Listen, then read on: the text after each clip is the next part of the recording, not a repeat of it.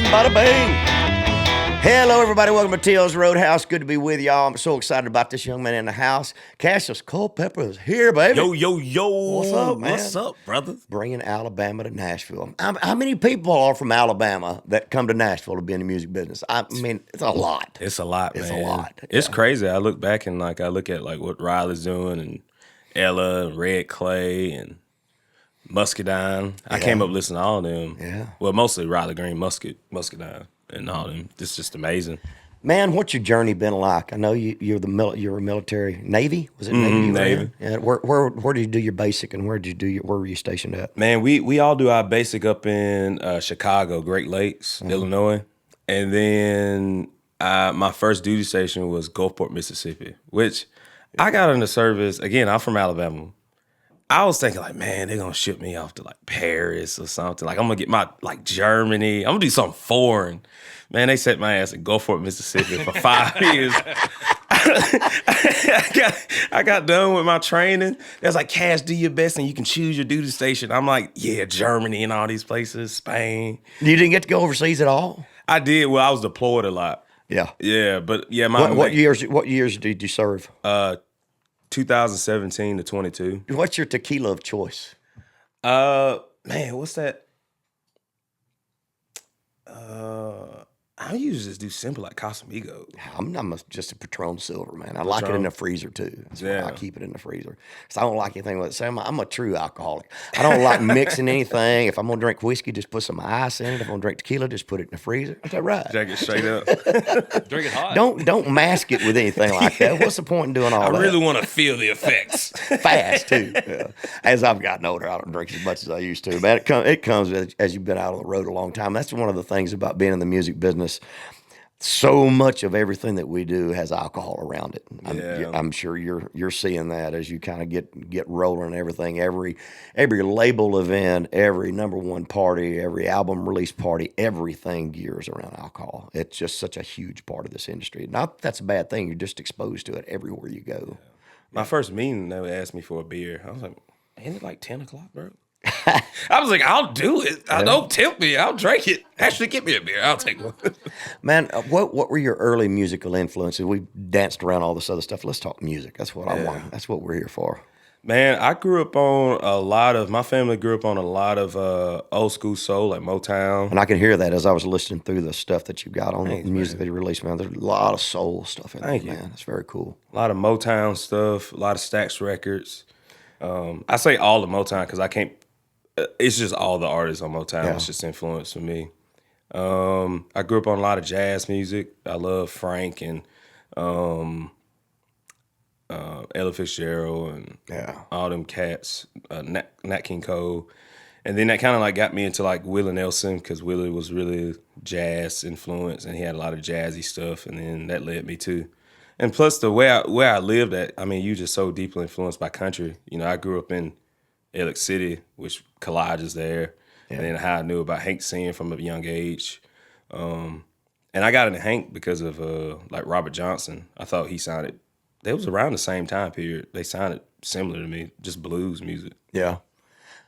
Robert Johnson, man, I've never been to the gravesite, but I've watched a lot of stuff on him, man. That's a fascinating legacy that he left behind. You know, the whole meeting the devil at the crossroads and all that stuff. It's so mysterious. It's very much so, man. Just everything about the way he died. I think he was poisoned. I think he made some guys, some woman's husband really mad. He said he was a rounder, man. Yeah. Have you seen that documentary about him? Uh-huh. Yeah. That's what they say. Yeah. They say that, he went to the bathroom, came back, and the seal on his liquor bottle was open. And they was like, Robert, don't drink that. And he's like, man, don't you ever tell me what to drink and not to drink again. Drank then and look at you. Died. Woke up dead. Yeah. You can't really wake up dead. Let me shut up. How's as you got to Nashville, man? Is it everything you thought it was going to be? I mean, what are some of the misconceptions about Nashville as an artist, a new artist coming in, as you kind of evaluate the landscape? Before I moved to Nashville, I was looking at a whole bunch of documentaries and stuff like that, and they was like, man, you're gonna have to be a server for 5 years, and you're gonna have to do this for 10 years and you might have to sleep in your car. And I'm in the back of my brain. I was still doing pretty well on the coast. I was like, I don't know if I'm sleeping in my car, bro, you know? But when I got here, things happened pretty quickly for me. So I'm blessed about that. I was able to like, I got my manager now, Jay, and then I got to writing a whole bunch. And then I got my deal a little bit after that. I think for me, that was what I didn't realize was like the work behind the scenes. It's a lot of stuff that's not even music related. And when you first got here, did you have any of your infrastructure in place? No manager, nothing. You just came by yourself. Did you move here first, or did you come and kind of check the scene out? What was the transition like? Well, I've been here one time for Christmas. I got family up here. Okay. And I decided just to come up. And at the time, I already had. He wasn't my manager at the time, but he was like giving me advice about everything. Yeah. And then eventually he moved into like the manager role. But yeah, when I got here, I pretty much had a manager, pretty much someone that was advising me like, this is what you should or shouldn't do.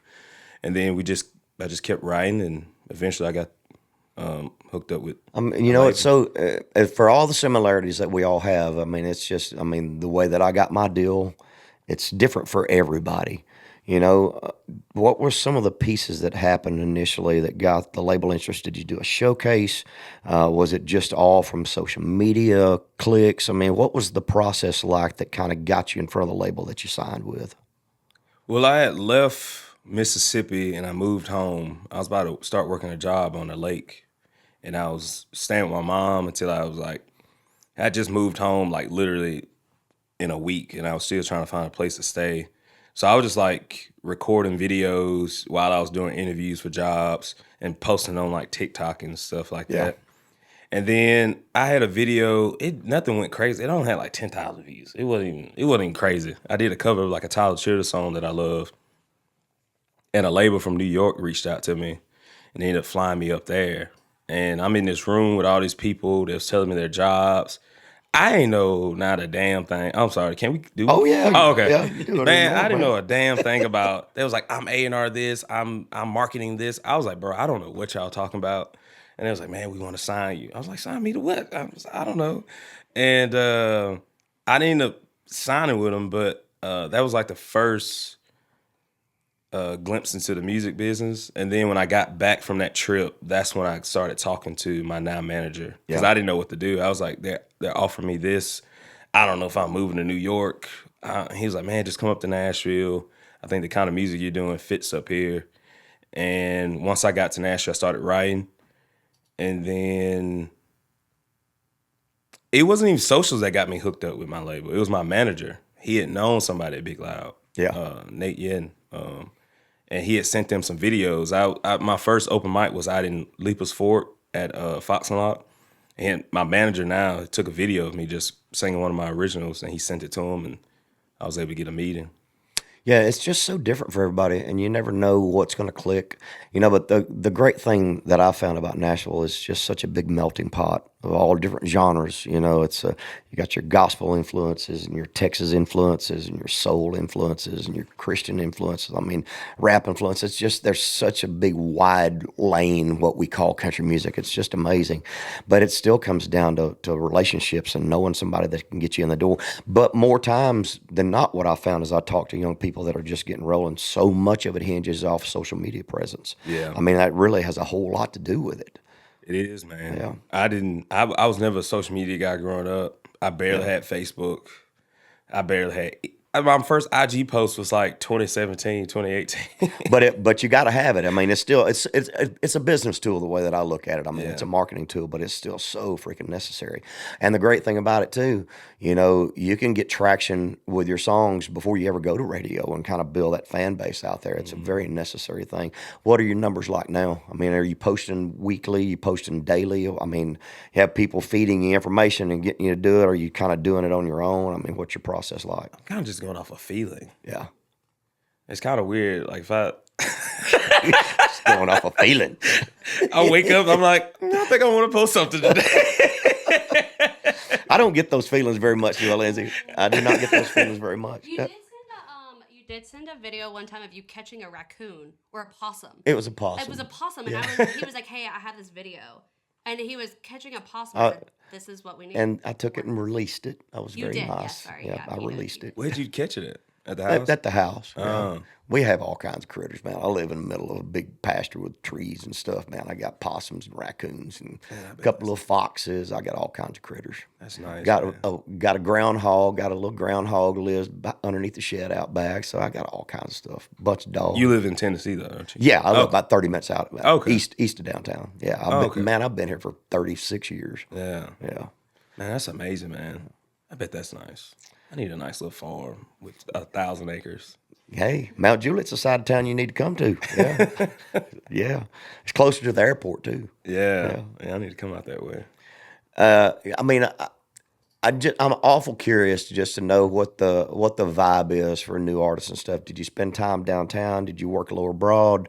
You know, I mean, I want to hear about all of it. I mean, what was it like for you as you kind of go through this thing trying to get your record deal? How much time did you spend downtown? Because obviously that's where a lot of people meet songwriters, and you know, just where you get your infrastructure and your relationships is just the people that you hang out with. I mean, did you do the Lower Broad thing? Did you play a bunch downtown? No, that's like when I got to town, I started writing right off the bat. My manager set me up with Brian Imquest. He's one of the singers in Long Bellow, and they're super established in their band and in the world of folk Americana, and they're doing amazing. So he got me connected with a lot of people very early on. So I came to town not having to go to Broadway and sing. You can sure get lost down there. Yeah. You know, there's some really talented people that will never get a record deal for one reason or another. The stars didn't line up. They sound like somebody else. But there's a lot of talent down there. I mean, it's really hard to get lost in the shuffle. I've been down there like, lit. Just partying and stuff. Yeah. But I came to Nashville, I was like, I knew that even if I didn't get a deal or nothing, I knew I was gonna come up and start writing, and I was probably gonna work in construction.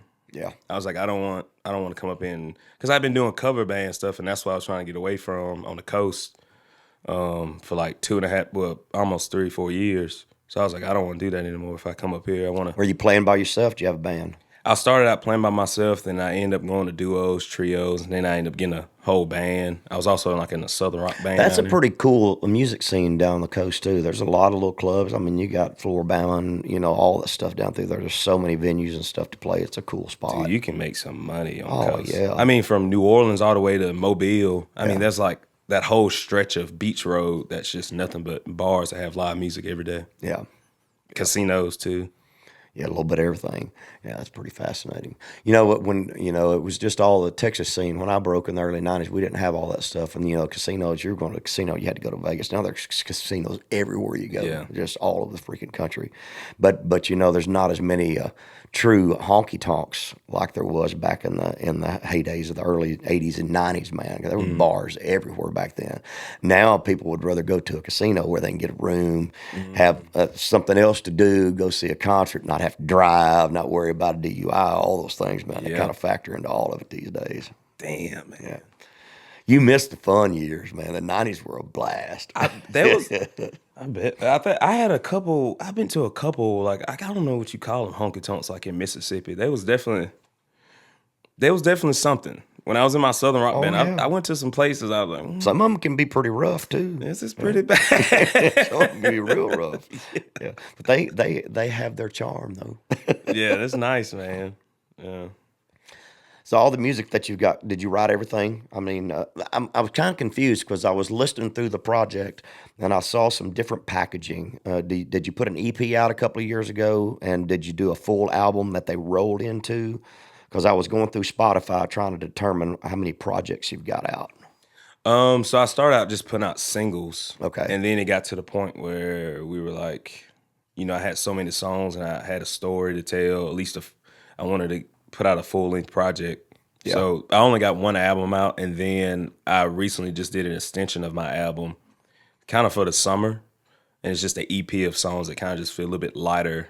Not just music that I just wanted to like feel good to, you know. Not think too much about how deep it is, you know, just something that you can just like dance to, you know. Have y'all gone to radio with anything at all yet? Have you gone through that process? Yeah, I've had 2 songs go to radio, but they are AAA, like Americana radio. Okay, so you're not working the country format. You're going to a different platform. Yeah, they don't like me.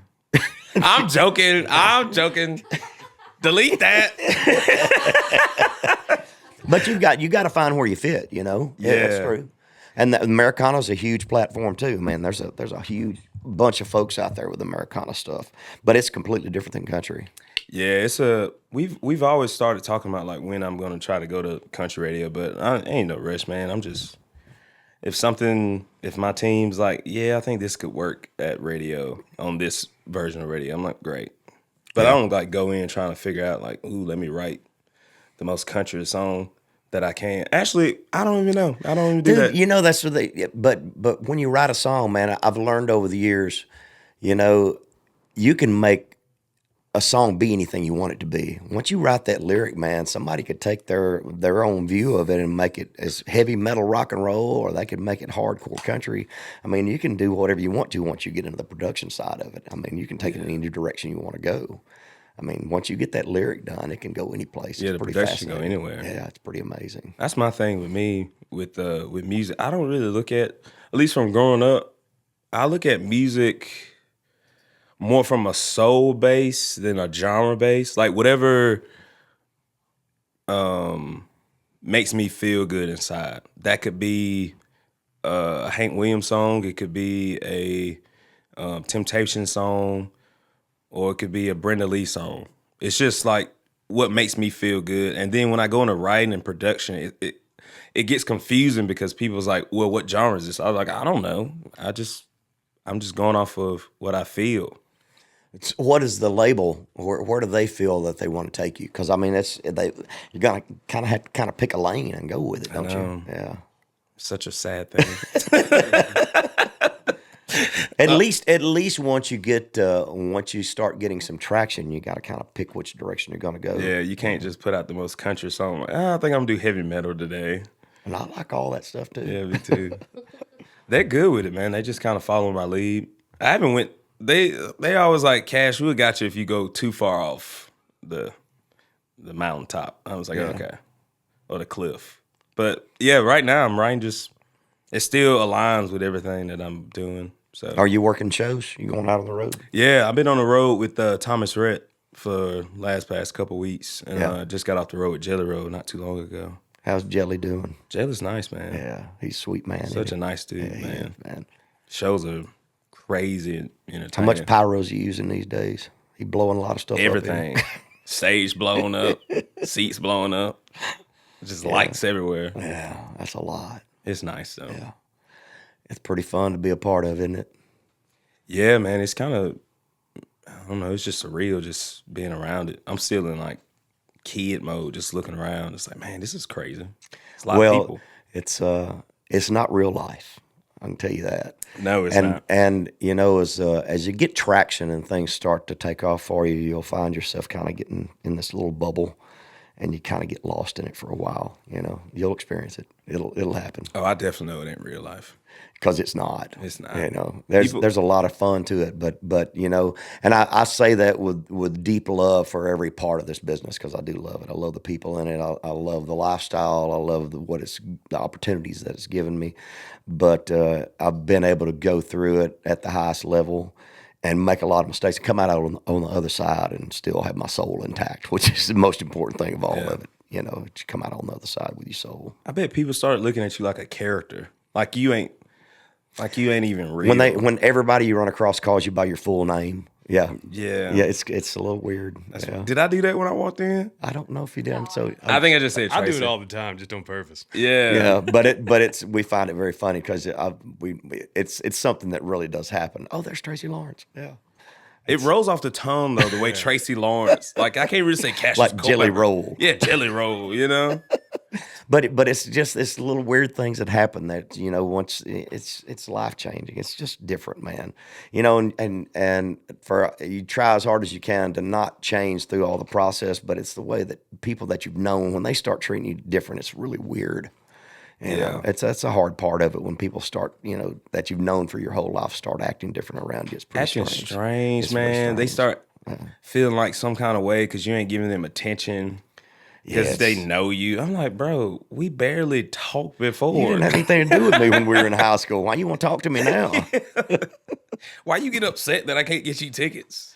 Yeah. It's so weird. I'm just like, bro, y'all acting strange. You seem like you're rolling with it pretty cool though. You're Yeah, bro. I'm just chilling. Have you been in any movies? Yeah, I've got one coming out called Heartland that let's see, Jessica Chastain was in. And I just did some voiceover stuff for it a couple of weeks ago. I think it's coming out in November. Isn't that what they said? I don't know, but it's called Heartland. What's the little girl's name? Carter Faith was in it. I play I love Carter. She's so sweet, man. Very talented. Carter. I play a salty old reporter. Jessica Chastain is an old country star, and Carter's character, she's the voice of a female trio. And they think she gets abducted. They find blood in her apartment and all this kind of stuff. And so it's got some drama to it. It's pretty cool. Whoa. Yeah. It's a murder mystery? Kind of a murder mystery. With country music? Yeah, man. Yeah. And I've done a couple of really bad ones too. I did a thing called Alabama Dirt. All this Alabama stuff keeps coming around. And it's about a dirt track race car driver. And my buddy Michael Rourke was the lead in it. And so that was, and then I did another one where I played an eye doctor in kind of a horror, sci-fi kind of horror thing. You done called horror? Visions. Yeah. Murder mystery coming up. Yeah. They're awful movies. Jeez. They're awful. Heartland. Not Heartland. Heartland's awful. Heartland's the biggest budget thing that I've done, but I've done a couple of really bad ones and made some great friendships through all of it. You know, it's a great experience. And I did Maverick years ago, the Western Maverick, the gambling movie. Clint Black was in it, and James Garner, and there's a whole bunch of folks. My scene made the cutting room floor. I never made it. Yeah, I didn't make it through. Yeah. I don't know why I asked that question. I was just curious. You did make it in that cutout of you made it in. Oh, and what was Friday? Yeah. Next Friday. Next Friday. I had the Next? worst. Yeah. So What? and you know the music store when they had all the scenes where they're in the record store and all that stuff. With Pink? Yes. So I had probably the worst cutout, the worst cardboard stand up ever, and I'm standing like this. It's absolutely awful. I don't know why the label picked it, and I know when they were looking for stuff to put in that store, they found the god awfulest thing they could find because it's right there in the record store. It's awful. It's the worst cutout that was ever made. It is. I found it. Thank you for bringing that up. I appreciate that a lot. Wait, you're in the cutout? They used my cutout and stood me in the record store. That's me in that scene. I gotta go. It's so back. bad. That man. is wild. Yeah, it's bad. The fun things we get to do. Dude, you're man. basically in next Friday. Yeah. That's so crazy. Dude, that's dope, man. So that's stuff you want to do? You want to do movies? I don't know. I think eventually I want to like get into the Hallmark scene first. Oh, you Just want to like do like little sappy love stories? Yeah, I want to do like, holiday movies. Oh my God! You know they start showing Christmas movies on the Hallmark Network in July. It's awful. Oh, God. And my wife loves them all. That's like turn it off. I can't stand it. I love it. Wouldn't you rather watch college football? Yeah, man. But damn, a good Hallmark movie, holiday Hallmark movie. You are bullshit. Bullshit. I love. I just want that, man. Like it's so simple. You know what you're getting into. That's what I tell my wife. I said, "Why do you watch these things?" I said, "I can tell you from the first scene exactly how this shit's going in." Oh yeah. You know, he's gonna fall in love with her, and she's gonna treat him like shit. You know, it's just kind of the same plot. You know, you go through the little down home things, or it's just love gone wrong, or they were friends back in high school, and he never showed her the attention that she deserved, and now he's come back around. It's all that. He's a singer working at the cafe. She's from the big city, comes down. Yeah, it's Such a great story. You know? No. Hey guys, Tracy Lawrence here. I want to talk to you about propane. I'm a proud resident of Middle Tennessee, and I've been there for a long time. And I still live in somewhat of a rural part of the area, and we don't have access to natural gas. I have several fireplaces in the house, gas stove, gas hot water heater. Just put a brand new outdoor kitchen in with a lot of gas grills and different things. You know, I was with a national carrier for a long time, And over the last several years, it just got to the point that the customer service was absolutely awful. I made the change to Advanced Propane. They're a local company right there out of Lebanon, Tennessee, which is close to where I live. The response time is absolutely phenomenal. The thing that I like about it is they're a small hometown company. The response time is great. They're great to deal with. Their customer service is awesome.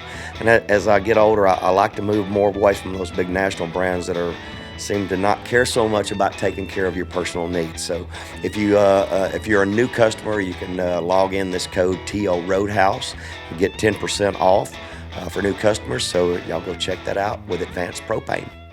Heartland's gonna be dope. Is that coming out this year? I think so. I think when I did the voiceovers, I think they said they thought November, but we haven't got the finalized stuff on it yet. Damn, Those are fun to do, you know. Yeah. I couldn't imagine doing a thing where you're on set like for 3-4 months at a time. Some of the longer ones, man. And things I've done, you pop in for a day or two, or 2-3 days. About the extent of it. Yeah. That's fun though. No one's reached out to me for acting. Well, maybe after this podcast, you just never know what's going to happen. Maybe. I hope so. We've launched a lot of careers over here. Yeah. You just never know. Come on with it. So you look like an athlete. What'd you play in high school? You a wrestler? I was a wrestler. Yeah. I wrestled most of my life. That's why I have a problem with Birmingham schools. Because I have a deep hatred for Vestavia Hills and Hoover. Not like personal. It's like competition. Yeah, I understand. And I played football up until I was outside linebacker up until my 11th grade year. Yeah, Ken Dante, are you? No, we might be. Yeah. I don't know. He's from Virginia. I found if you go back in time further enough, we cross paths. Do you have any desire to, chase that a little bit deeper, either the wrestling or anything football-wise? Kinda. Well, I won state my senior year, and then there was talks like, I was talking like Nebraska, Kearney, and some military schools and stuff like that. But I ended up just staying home, working at the fire department. Yeah. Yeah, I was chasing that life. I thought that'd be kind of cool. Why did you wind up going in the Navy? What pushed you down that path? Well, I was in the fire department for maybe like a year and a half, and I was an EMT. And honestly, man, I was up in UAB. I'm gonna be truthful. I was up at UAB, Birmingham. Has something to do with a girl? Well, we was in the immersion room for so long, and I was like, why everybody so damn pretty in the immersion room? See, I knew there was a girl I was there like, somewhere. wait a minute. Like a light bulb came in my head. I was like, I think I want to be a nurse. I think I want to be an ER nurse. I could do it. I want to be up here around these people. That, and also I just loved emergency medicine. And I wanted to become a nurse, and I didn't have the money. So my fire chief was talking about, they could, in the military, they pay for your education. So then I joined. Also, I wanted to see the world. I hadn't been outside of my little town. I felt like I grew up in a little bubble. Yeah. And I haven't been out. So I was like, man, let me go serve my country, explore the world, and get this education so I can work at UAB and be around all these nurses. Yeah, and somewhere you lost the dream of that and moved to the other place? I did. Maybe like a year and a half into the military, I decided I didn't want to, because I had seen a lot of stuff while I was an EMT, some stuff that kind of like messed my brain up, I guess. And I was like, I don't think I want to do that for the... As far as the trauma kind of things that you saw? Yeah. Like my first couple of shifts, I seen stuff like I've had, like one of my deacons at my church was like in a bad car accident, well, a motorcycle accident. And I was in the ER at the time. And I saw firsthand, I was like, I grew up with this man. And I don't know, I just started seeing more stuff. And I was like, I don't think I want to do this anymore. Yeah. Oh, too much paperwork too. Yeah. I don't like paperwork. I can't imagine. That's got to be pretty rough, somebody that going through trauma and something like that and having to physically be engaged in it, where, you can have a role in this whole thing that can affect somebody living or dying. That can be pretty impactful for you, can it? It's a lot. Yeah. Driving really fast. I like that aspect of it. But, man, it's just... I feel like I was just in the wild when I was driving. Like when we had to take transports from Elliott City because we was a different trauma center to UAB, I'm driving like 110, 120 down the road.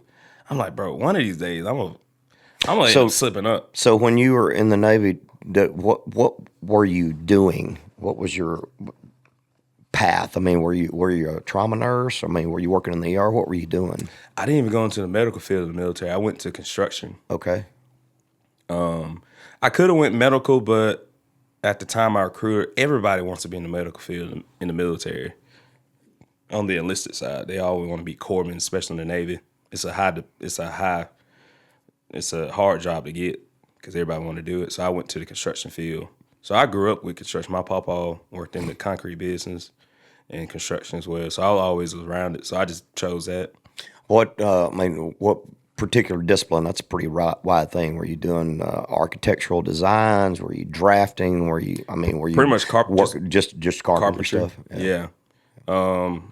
Most of the stuff I was doing was roofing, drywall, concrete, light framing, painting. We did everything. We did a lot of humanitarian work. That was a lot of my deployments was humanitarian work. You know, I think we're starting to see a shift with a lot of people too now. You know, as AI is becoming more prevalent, it's kind of, I think people are realizing it's going to take over so many jobs. But those hands-on skills, I mean, framing, construction, I mean, there's a lot of things that AI is never going to be able to do, and people are realizing. I mean, plumbing career can be very lucrative. I mean, you make a lot of money being a plumber. There's some things that I'd you be can a do. plumber. Shoot, yeah, man. I'd be a plumber real quick. Yeah.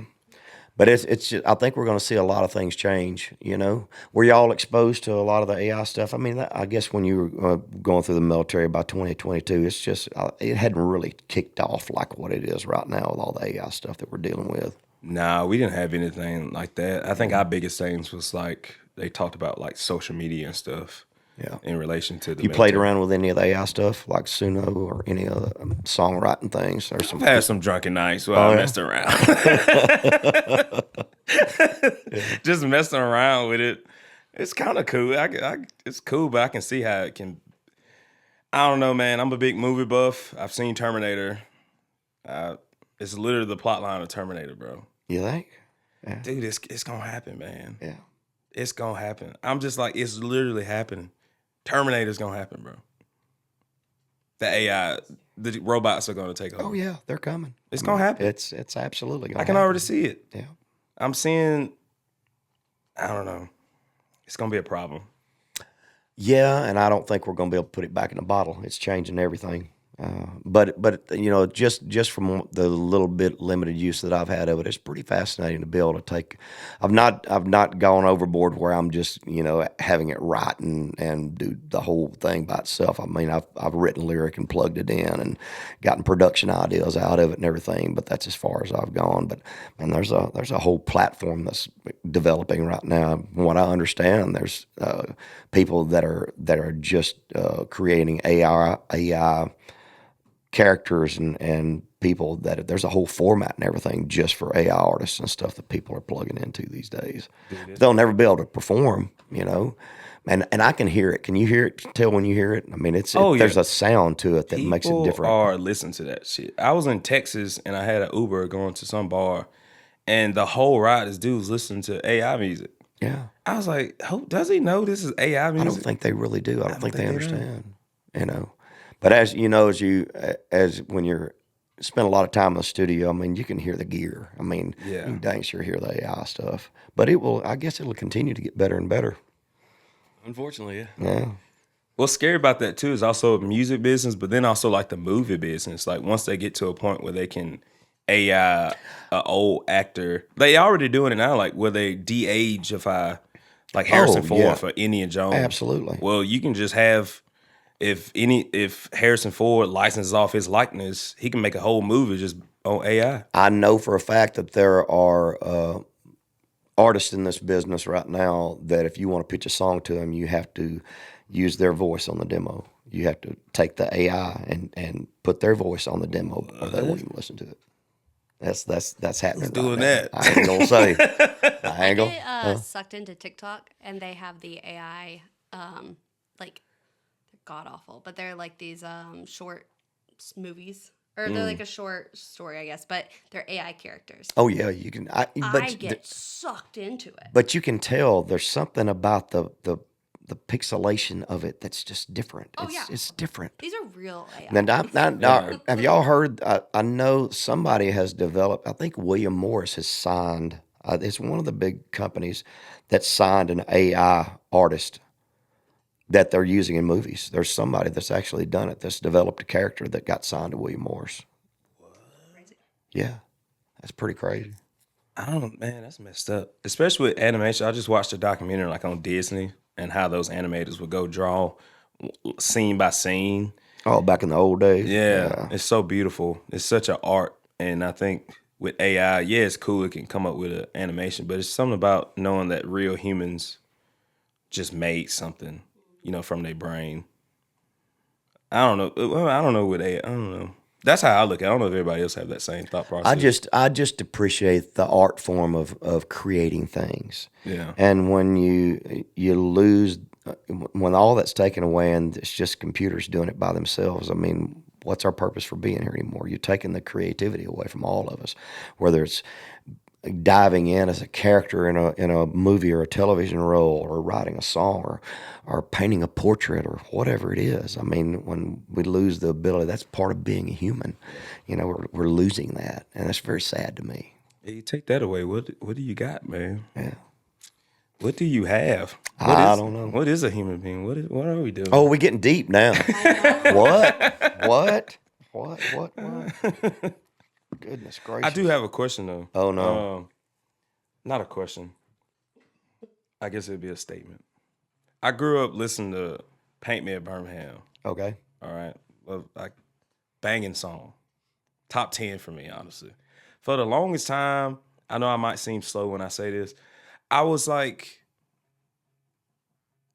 I don't know if it's because I didn't know what the house was. I thought when you said Paint Me at Birmingham, I was like, why would he want to paint the city of Birmingham? Yeah. You know what I mean? I was like, I just been to Birmingham. Okay, I'm not. That's what I always thought. I'm not saying. That's what I always. Birmingham could use a coat of paint. But I think that's the thing that made it so fascinating to people. I didn't really understand that a Birmingham was a style of house, kind of a lake house with a porch all the way around it. And so, but I think it's because it was left open to interpretation. I think that's what made it so cool for people, because it can be, paint me back into that time that I screwed up, paint me back into that moment, into that relationship, take me back to that place, that specific place, or put me back in that house. So I think it's open to interpretation, and being able to write something that has that ability for the person to put themselves into that scenario, whatever it is, that's what made it very special. Yeah. Because that's a hard thing to do. Because everybody's Birmingham is different. Everybody's Birmingham is different. Damn. Isn't that cool? That's what made it so special. Tracy over here spitting bars, man. Bars. Everybody's Birmingham's different, buddy. That's it, man. Isn't that cool? That's cool, I wish I man. could write something like that. Man. I've never wrote a song like that. I've written some good songs. I ain't never wrote nothing like that. Yeah. When I heard it, it came from DreamWorks Publishing when I was on DreamWorks. I thought it was too pop. I thought it was way too pop for me as an artist, and I almost didn't cut it. Isn't that crazy? Too pop? Too pop. The demo was real pop, very piano stringy. Yeah. And just, of course, when I put my voice on it, it was country. Yeah, that's what I heard. I was like, man, that's It got real country. Tell me about my buddy Marcus King, man. I like that guy. You got to work on a song with him, man. I think so much of that guy. I became a fan of his probably 4 or 5 years ago. I just discovered him on social media and just was blown away by how talented that guy is, man. He's cool, isn't he? Dude, Marcus is the man. I love voices and personalities and just people that feel like they've been around before, like just old souls. Yeah. When I came around to writing that song, Southern Man, a friend of mine, Bear Reinhardt, and got to producing, I was like, man, I need some slide guitar on this. That's just sounds like Dwayne Allman, like Allman Brothers vibe.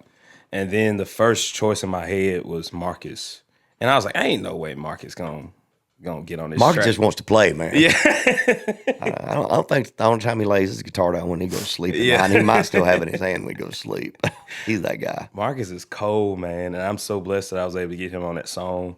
I've loved his music for so long, and it was just such a treat just to be around him, just to see how his brain works. And I met him. He invited me out to his family reunion out in South Carolina. So that was my first time meeting him. Yeah. And then also on that trip, I met Sierra Farrell too. So it was really nice just to be around those people. You know, Marcus is just bad, man. He's the just real so deal. good. I love people like that, man, that are just, you can tell if you took music away from them, they wouldn't be the same human being, man. It's just that much of who they are.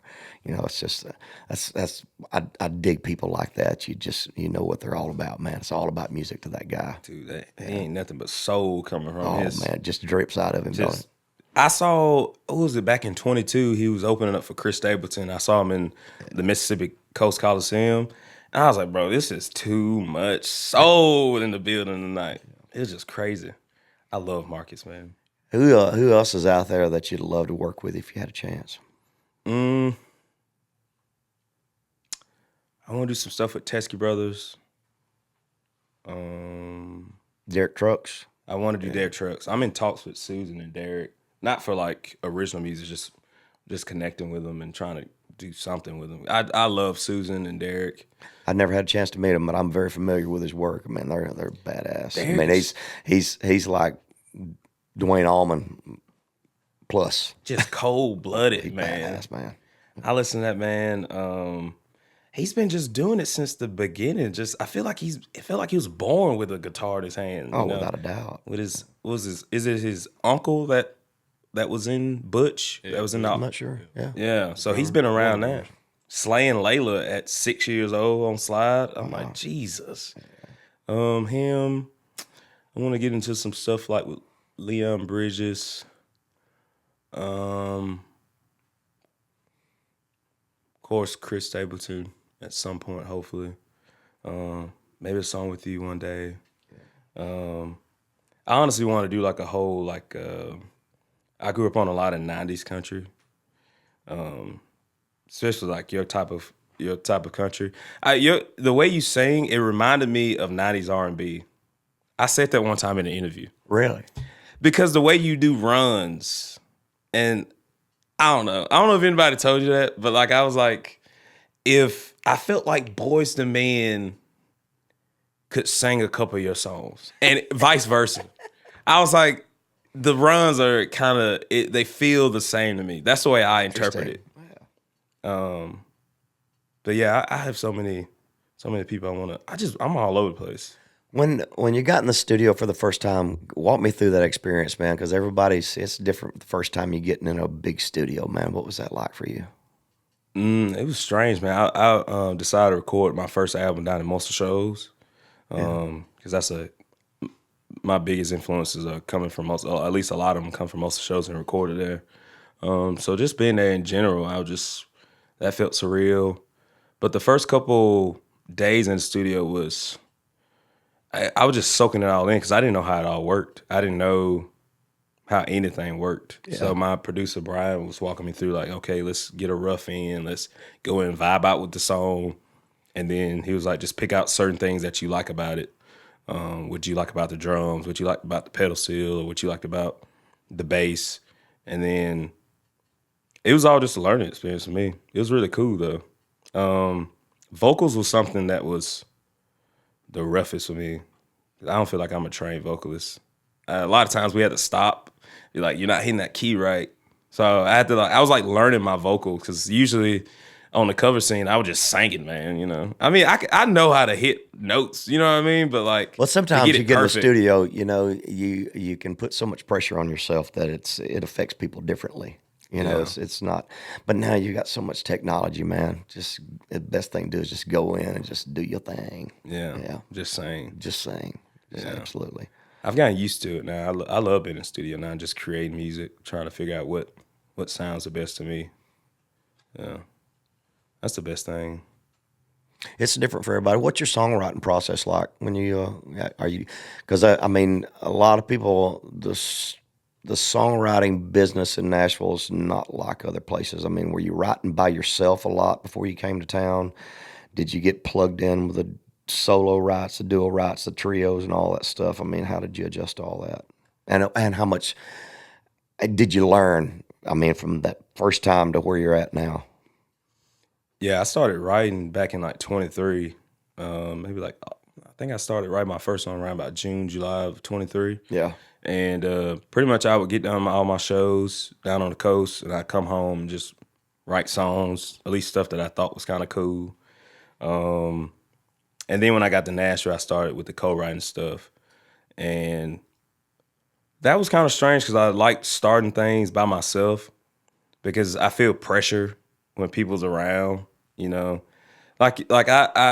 I'm so interested in so many things. So time when people are like, oh, I heard this song, I think it might be for you, but that day I might be in a whole nother vibe. So it's nice for me to like start songs for myself and then bring it into a group if I need help. Yeah. So that's the best thing for me. And I've learned so much from all the songwriters in town because I didn't know nothing about songwriting when I got So here. what's a couple of the things that you've learned that just stick in your mind that you prioritize now when you work on a song?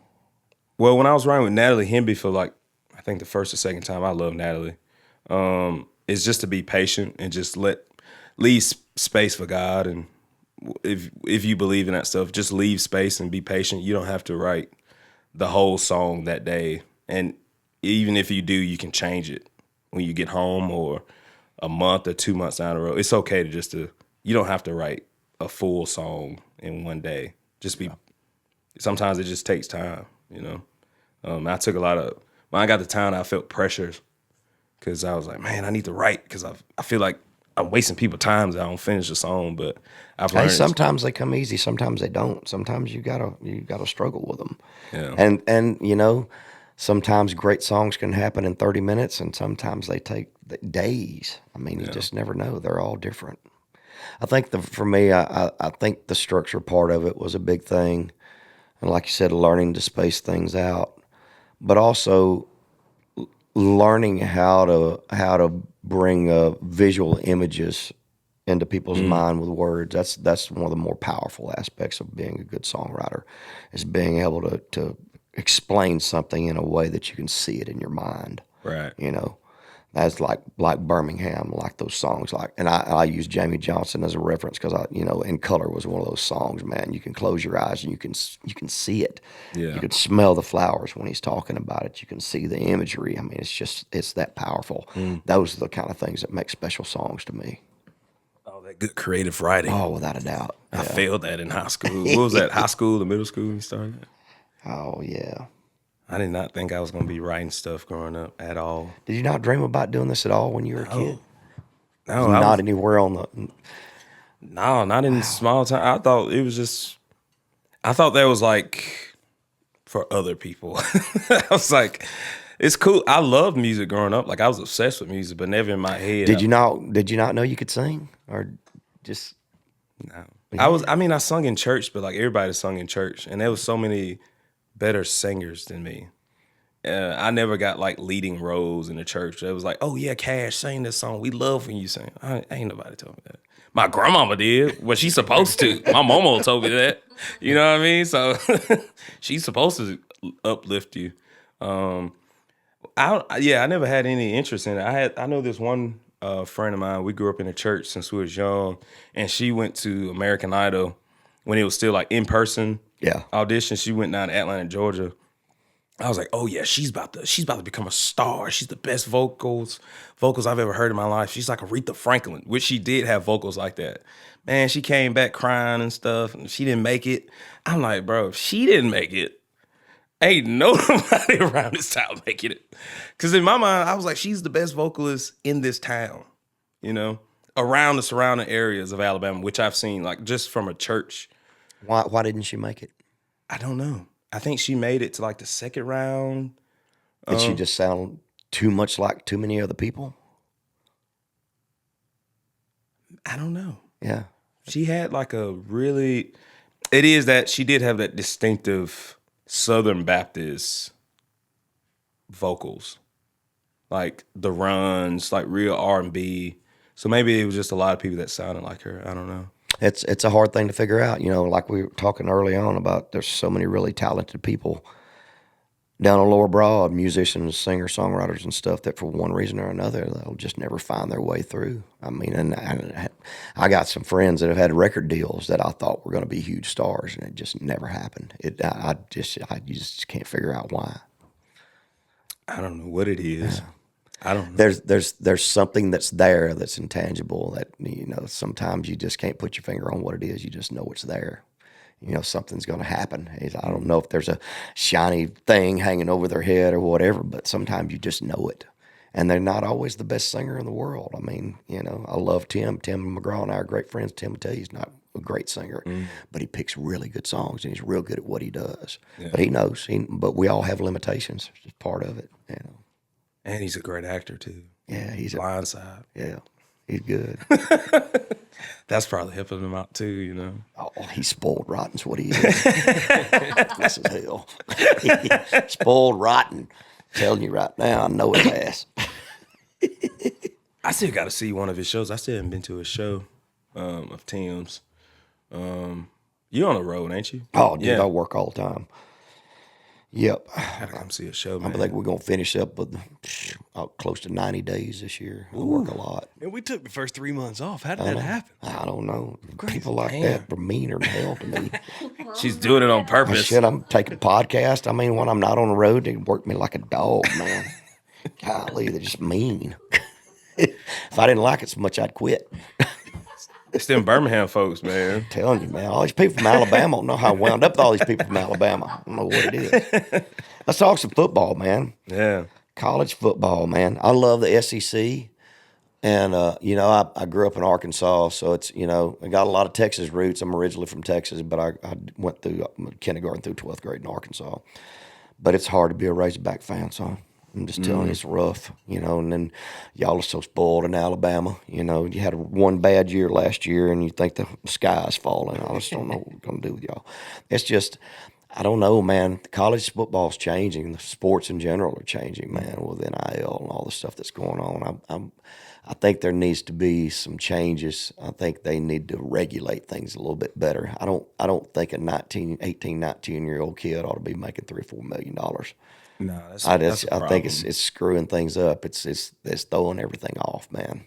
And it's going to affect a lot of other sports too, because football has always been the engine that drove everything at schools. Yeah. You know, they pay for lacrosse and basket weaving, underwater basket weaving, and all the other things that they do. Football pays for everything. Yeah. But if you're having to pay all the athletes and stuff too, it's going to trickle down and affect a lot of other things too. I mean, what do you see? I could imagine. Yeah, being, especially if you didn't go into, because a lot of kids, I feel like, at least the guys I grew up with, you know, their goal in playing football was to get to the NFL. Yeah. And college was just, you know, you just got to do as good as you can, not really focus on education a lot of times, just like, I want to play football, and then I want to go to the NFL. And I think the NIL is even making the education side of it all like less of a, like, I don't give a fuck about education. I'm making $3 million, and then I'm probably gonna go to the NFL like after my sophomore year. Fuck it. Yeah, I mean that's a lot of money, bro, and I think that'll mess anybody up. It is. The problem with it though is, you know, you giving a kid that kind of money that doesn't have the skill set or the background or the net of people around him to learn how to manage it properly. Right. And you're making all this money and then you blow your knee out. You know, maybe you do make it to the NFL and you play 2 or 3 years. You're never going to be able to find a path where you can make that kind of money again. You don't have a solid education because you didn't focus on it. Right. You made all this money and you've blown through it. Now you're late 20s, early 30s, and what are you going to do now? Work at Weenie Hut Jr., man. I know that's a fictional place in SpongeBob. It's like it concerns me about what it's going to destroy a lot of lives, I'm afraid. I know for sure if I was a 5-star recruit in this day and age in college, and I came from the same background I grew up from, and somebody gave me $3 million my freshman year, I don't think I'd be around right now. No, you're going to go through that so fast. Oh, bro, I would be... Make it rain, baby. Dude, I would be balling. Oh, it would be gone so fast. Oh, yeah. First 3 months. Yeah, gone. What is college? Yeah.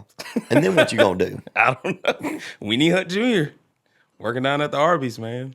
Looking back, going, man, I should have done better with my money. Yeah. Yeah. Yeah, that would have been a problem because I don't think nobody would have been able to help manage me. No, and that's going to be the problem with a lot of these kids.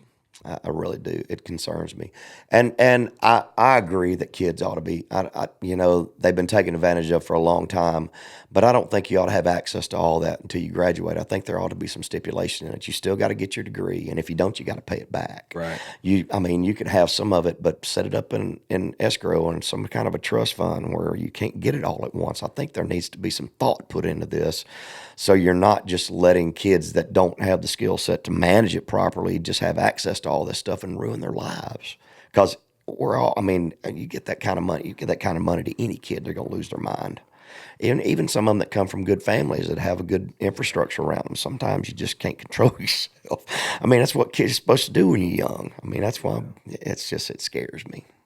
That does make a good point. Like, set it up at the end of college and then you can get it. That makes sense. Yeah. You need to hit them up. Yeah. That makes sense. Don't nobody want to listen to me. Yeah, you could be from any walk of life, and I feel like college brains, I feel like locations have behaviors that are attached to the certain location. So college is like all carefree.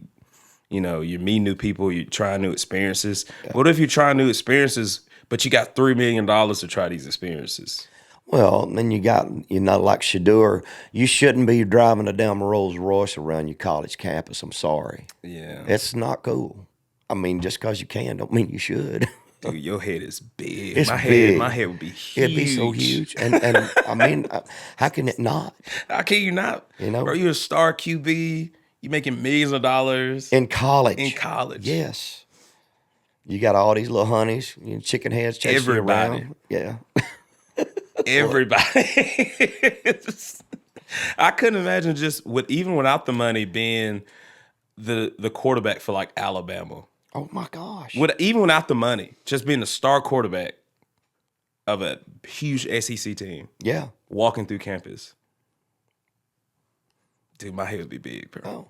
You couldn't tell me shit. But if you were the kicker, I would be hiding. Yeah. Why does everybody pick on kickers so bad, man? I know. Poor Pat McAfee. He's done all right for a kicker. Yeah, the flip side is that it's like, what if you are messing up? You mess up a big game and you walk on campus, and especially SEC people who's really big, man. SEC is brutal, man. They'll destroy your life. What do? You go into hiding? I don't know. What do you do? No, you got to suck it up. Come back out the next week. Yeah. Yeah. Think about a hit on the radio will do that to you too. Really? Oh boy. Big head. It'll hit you for a little bit. It's hard not to. Damn, I'm ready for that. Yeah. It changes the way that you look at yourself. I know that. It's something that and it happens so fast. When it happens, it's life changing. When you have a big old hit like that, there's no words that can describe it. It changes everything. What'd you end up doing, like your first number one? I gave a lot of cars away. I bought cars for family members. I went through a lot of money. Oh boy, because I felt a little guilty at times because I had a lot of family that was still struggling. Here I am, like living the life and got all these accolades and just touring and doing all this stuff and traveling around the world and everything. And it came with a lot of guilt. I tried to do a lot for a lot of people, and a lot of people that really didn't give a shit about me. You got to navigate it, and it's different for everybody. You want to take care of the people that love you, that have been supportive and everything, but people will take advantage of you, and they will latch on to you and get everything they can out of you. Everybody you know's got some kind of business deal they want you to invest in. Damn, man. Yeah, it's life changing, and it's similar to things that happen in sports and stuff too. Yeah. When you have things that start going your way, just the way it is. I know when I got into when I signed my deal, it's not even like I was like balling or nothing, but I had a surplus of money that I never had before. Yeah. And I was talking to my papa. I was like, man, I want to like get y'all something, man. I want to buy y'all a house. Not like that, but I was just like talking about like, I want to set y'all up. Yeah. And my papa was like, Cash, if you need to take care of yourself. Manage yourself because it might not always be there. Yep. Yeah. He was like, the people that you want to help, as much as you love them, they're there because of themselves, their choices. It's not your fault they're there where they're at, whether it be whoever you talking about. Words of wisdom, man. I was like, damn, all right. Okay. Yeah. You know? But man, I can imagine, I don't know. I've had a number one at Americana, and I was pretty happy about that. But yeah, with like a big number one, like a Billboard or country radio number one. What do you think you'd do? What would be the first thing you did? You have a big hit like that. Maybe go to the zoo or something. I'm thinking buy a boat. Full of shit, man. Going to the zoo. Dude, I'm gonna go see the meerkats. That's what I'm going to do. I want to go see some monkeys. I want some ice cream. Let's go get some ice cream. Go see the monkeys down at the Kashus. It's so funny, man. Just fly out to the most exotic zoo that I can find. Go to Australia. They got some great zoos in Australia. Dude, I was just there. Man, they got little koalas that'll snuggle up on you and stuff. That's so nice. Australia's awesome. They got a great zoo in Sydney. I took the kids there when we were there a few years ago. It's freaking Sydney's awesome. beautiful. Oh, it's phenomenal. Yeah. That water's nice. Big ass kangaroos, man. Kangaroo whoop your ass. Yeah, I didn't get around them. Have you toured Australia? I've done a couple of shows there, but I would like to go over there and do a full tour. But there's not a lot of places to play. You basically got the East Coast, and that's about it. It's brutal. Because it gets real remote. You know, you get back in there, it's pretty desolate. It's brutal. Yeah. I opened up for Wyatt Flores, so I think we did like 6 states over there. Wide, yeah. Dude, it was, I don't know. I love the people of Australia, but that traveling, I don't know if I can do that again. Not for a long time, because you had to like fly every city that you went to. Mm-hmm. And at the time, my Australian rep was like, "Man, Cash, we should get you back in the next 13, 14 months." I said, "Buddy, I'm not coming over here for at least 4 more years." It's about 19 hours over there, and it's a long damn way. Mine was longer than that because I had to go to, I don't know, where did I go to first? Brisbane. Then I went to a whole other east side of Australia after that. So I was on the plane for well over a day. Yeah. And I was like, I don't want to do this. I mean. You like Europe? You like going to Europe? I love Europe. Yeah. Yeah. What's one of your favorite places? I love Spain. Because I had an extended amount of time in Spain when I was in the military. I was over there for like 6-7 months, so I was able to get really comfortable with the food, the people, the actual nightlife of Spain. Because that's not Mexican food. No, Spain is not Mexican food. Which I had to learn. Yeah. It is not Mexican food. It is not. No. Because my first time in Spain, before I went to that deployment, I was deployed to Colombia in South America. Really? Watcher. Yeah, we was building a school down there for the natives. And man, the food down there was amazing. Really? Dude, it's the best. Like what is the food down there? I don't know. It was everything like they had like meat and potatoes and stuff. I mean, they had that, like empanadas was really nice. Pretty much everything you think from a Hispanic, if you go to a Mexican restaurant, they had down there. But it was just like seasoned really good. Huh. I've never been down there. Be careful down there because the bacteria in the food is different. Because the water. Because they use the same water to make the food, which I kind of messed up on. What, they bathe in or something? No. I think they have different bacteria that we're not used to. They're used to it. So when you get down there, you might have like some type of stomach problems for at least a couple of days. Dysentery. I think that's why so many people go down there and build water treatment things because the water's just not good. Yeah. I've never really been down that far south. Oh, you haven't been to South America at all? Mm-hmm. You should go to Colombia. I've been to Costa Rica. I think that's about as far as I've been. Mm. Yeah. You would like Colombia. It's cheap, man. Yeah. It's super cheap. It's crazy. Colombia, Bogota. I mean, that's the capital, but I want to go to a lot more places in South America. It's pretty. Yeah. Yeah. I like to travel. I've been to some places in Europe. I like Europe a lot. I love Italy a lot, but I'd like to travel more. I like to experience new cultures and people and, different walks of life. I think people are fascinating. And what I've learned too, you can't live by what the news says and about all these places, man. There's good people everywhere you go. Yeah. You kind of get what you give. If you try to be a decent person, and I think you can navigate pretty much anywhere. Ain't you nobody go. gonna mess with you. I remember growing up, and you remember those old commercials with like for $1 a day, it'd be like some kid in Africa with like flies on his face, and they'd show pictures of the ground. It's like dirt and don't look good. My first time I went to Africa, I was like, this shit is nice. What they talking about? Yeah, you can't believe all that mess. We got some places in New Orleans that look. It's like, I mean, I don't know. I went there I was like, bro, the TV were lying growing up. Well, it's the same thing. I'm not a soccer fan, but I was so fascinated by the World Cup that came through, and I was following so many of these people that came over from Europe that were just blown away by America and the culture and the food and just Buc-ee's and barbecue and Texas and just all those things. And they were misled by all the things that they had seen on the television over the years about how awful America was and it's dangerous everywhere you go. And it was not at all what they experienced. I mean, you can find that if that's what you're looking for, but there's so many other things, the more positive things, and it was just fascinating to watch their experience of how they rolled through all that. It was pretty cool to see. And I think you can. Then as we've taken our kids and traveled more with them, that's always been something I've told them: don't bring your American ideology with us when we go abroad. Don't prejudge people. Make relationships, meet people. Don't just turn your nose up at the food. At least try it, give it a chance. I've tried to broaden their minds as we've traveled with the kids. So I think that's important to do. Yeah, that makes sense, man. Have you been to like the small towns of Italy? Yeah, I have, and I can't remember the names. But we had a guide, and we had a lady that we tried to take Italian lessons. I mean, I picked up a few things. I can navigate the waters, but I can't speak it.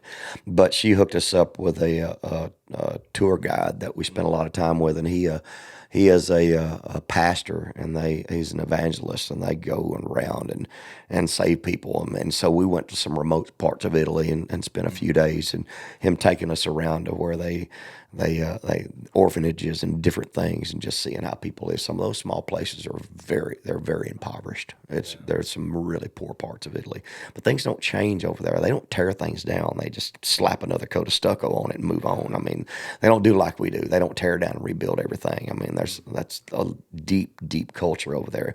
But I mean, that's a lot of poor people. It really is. I mean, you've seen it too. Yeah. I'm sure it's the same in Colombia. There's certain areas that are wealthy, and there's people that have all the amenities, but you get outside the major metropolitan areas, there's a lot of poverty. There's people that are still pooping in holes in the ground, man. Yeah, dude. Just shitting in the hole. Yeah. You do what you got to do, baby.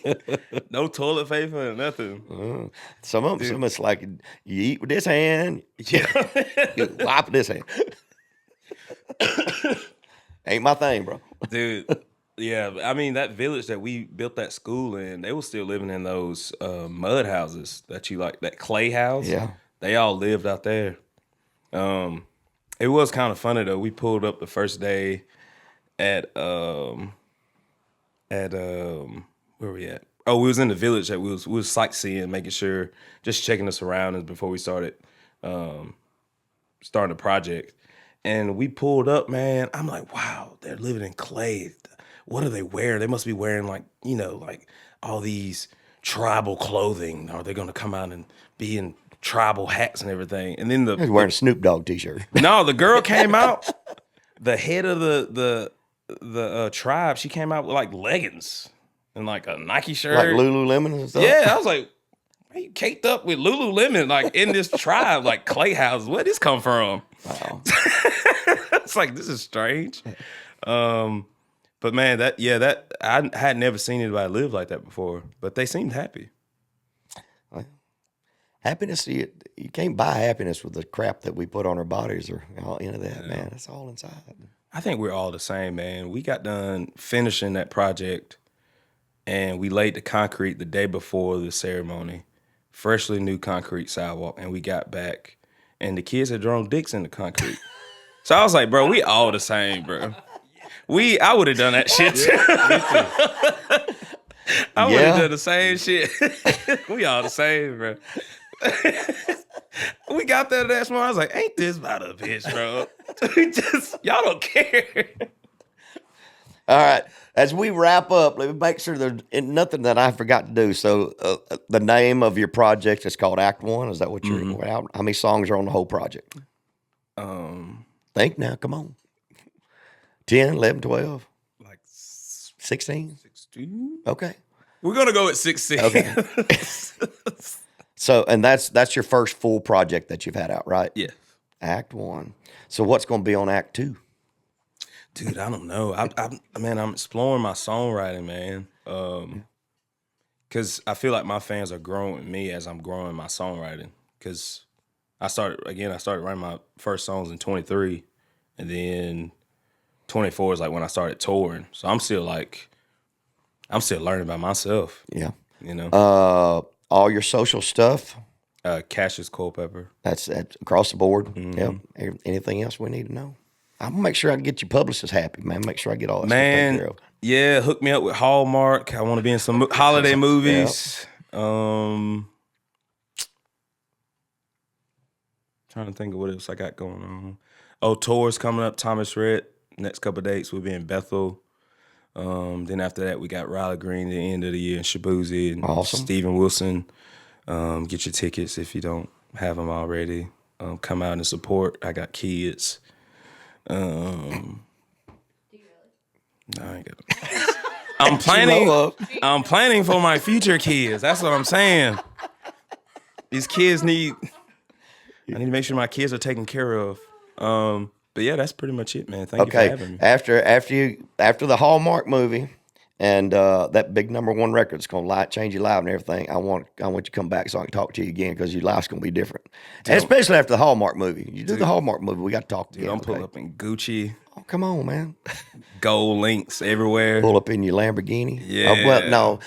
Nick Saban's got that Ferrari dealership out there by the Mercedes-Benz. Does he really? That's Saban's. He owns a Mercedes dealership and a Ferrari dealership. Yeah, right there off Bradley Parkway. That's Mr. Saban. Balling. Oh, you think? He has a house in Lake Martin, I think, too, down there where I live, well, from my hometown. Yeah. Hey, it's Nick for you. He deserves it. You know? Hey, he's the man, without a doubt. Huh? You heard it. He is. I mean, he is what it is. He can't deny it. It is what it is. Brother, I sure have enjoyed it. Dude, great getting to know you, man. Same here, brother. Thank you, brother. Kashus Culpepper. Yo. Peace out.